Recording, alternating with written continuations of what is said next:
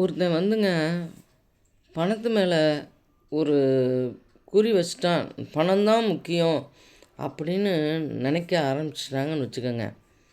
அவங்க எந்த ஒரு பழி பாவத்துக்கும் அஞ்ச மாட்டாங்க. அவங்க குறிக்கோள் பூரா பணம்.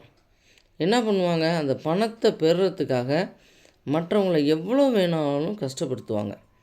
அவங்களுக்கு தேவை பணம். அவங்க மைண்டு ஃபுல்லாக பணம் தான் இருக்கும். மற்றவன் அந்த கொடுக்கக்கூடியவன் எப்படி இருப்பான் என்னன்னுலாம் பார்க்கவே மாட்டாங்க.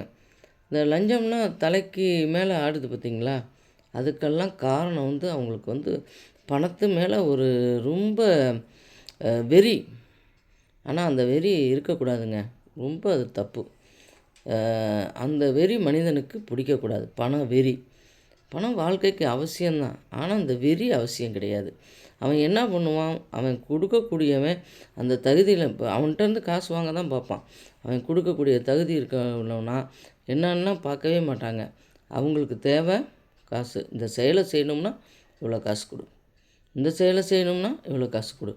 அவன் எப்படி கொடுப்பான், அவன் என்ன மாதிரி சூழ்நிலையில் இருக்கான், அதெல்லாம் அவனுக்கு தேவையே இல்லை. அவன் சாகிற மாதிரி இருந்தால் கூட அந்த சூழ்நிலை தேவையில்லை. இந்த காரியத்தை செய்யணும்னா இந்த காசை கொடு அப்படிமா.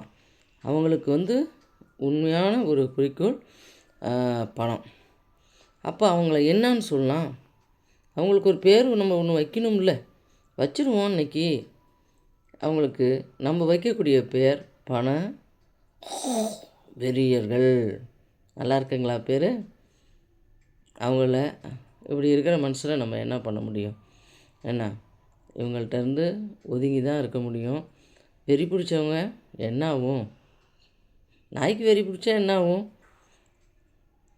அது மற்றவங்களையும் கிடைக்கும். அது ஒரு காலத்தில் வெறி பிடிச்சிருச்சே, அப்போ அதே மண்டையை போட்டுரும். அதே மாதிரி தான் அந்த பண வெறி பிடிச்சி அலைஞ்சி மற்றவங்களை கஷ்டப்படுத்துகிறவங்க வெறி பிடிச்ச நாய் மாதிரி போய் சிந்துருவாங்க.